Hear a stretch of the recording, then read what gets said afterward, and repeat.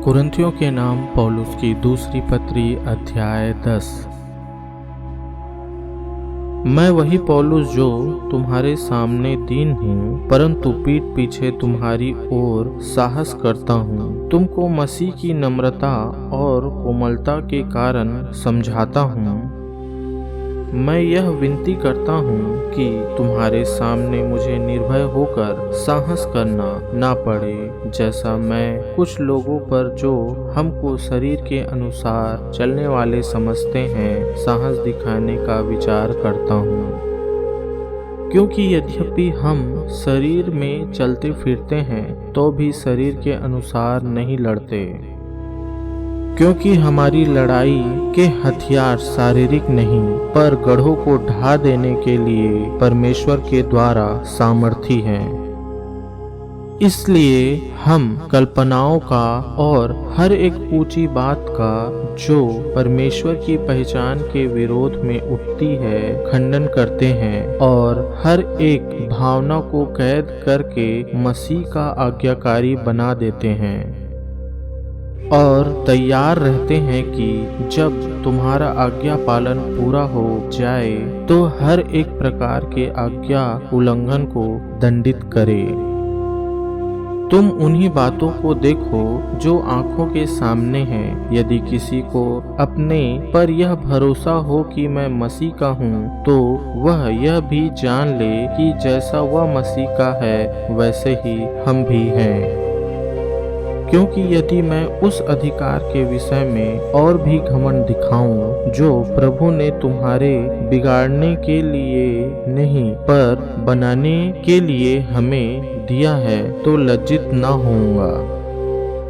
यह मैं इसलिए कहता हूँ कि पत्रियों के द्वारा तुम्हें डराने वाला न ठहरूं, क्योंकि वे कहते हैं उसकी पत्रियां तो गंभीर और प्रभावशाली हैं, परंतु जब वह सामने होता है तो वह देह का निर्बल और वक्तव्य में हल्का जान पड़ता है।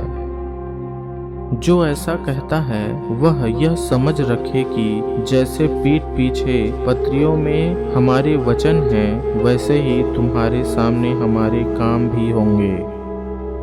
क्योंकि हमें यह साहस नहीं कि हम अपने आप को उनमें से ऐसे कुछ के साथ गिने या उनसे अपने को मिलाएं जो अपनी प्रशंसा आप करते हैं और अपने आप को आपस में नाप तौल कर एक दूसरे से मिलान करके मूर्ख ठहरते हैं।